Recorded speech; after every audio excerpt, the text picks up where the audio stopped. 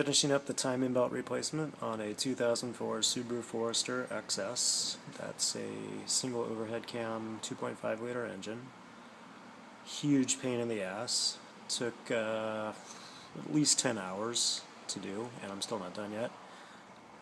But if done right, I saved about $1,000 in mechanics labor, and you can get a lot of hookers and blow for that, if you know what I'm saying. Here's a rundown of what I did today. Took off all the belts, removed the radiator, and radiator fans right there. Here's my old pulleys, my old tensioner, and the old belt.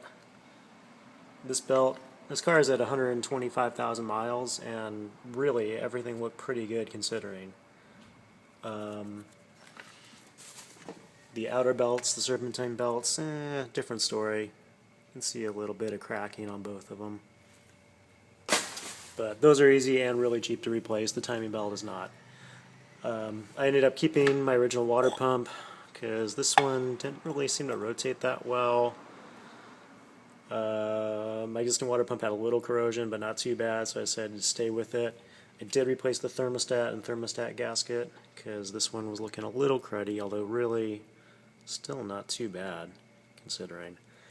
And I had to replace the thermostat gasket and the little piping on the side because that had some brown crud in it, which I think is actually oil. Yeah, okay. Alrighty, so now the moment of truth. I got all this on.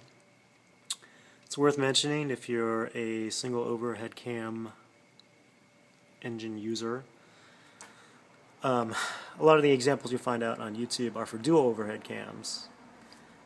And what you need to do is these two pulleys, this guy and this guy, have them off, then put the belt on, first over here, then over here. I'm getting a little closer for that. See the white marks lining up. Go through past your idler, then put it over here. Now here, I found a great video on YouTube that shows him using a clamp. I kind of improvised one here. I would definitely recommend that because as you're putting the belt on below, it has a tendency to slip off, and that will be majorly frustrating for you. And then put this pulley on.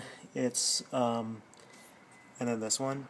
For both of them, it's actually, I found it a little easier to get underneath the car and put them on that way.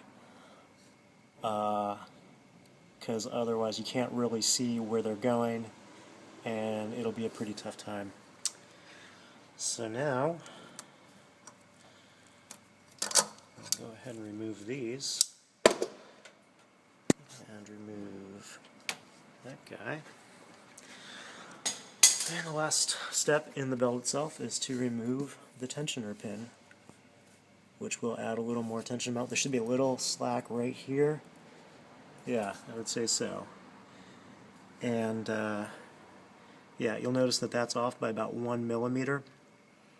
There, you can see it a little better. When the tensioner goes, this should yank it that way, and everything should be perfect. Here goes nothing. Oh!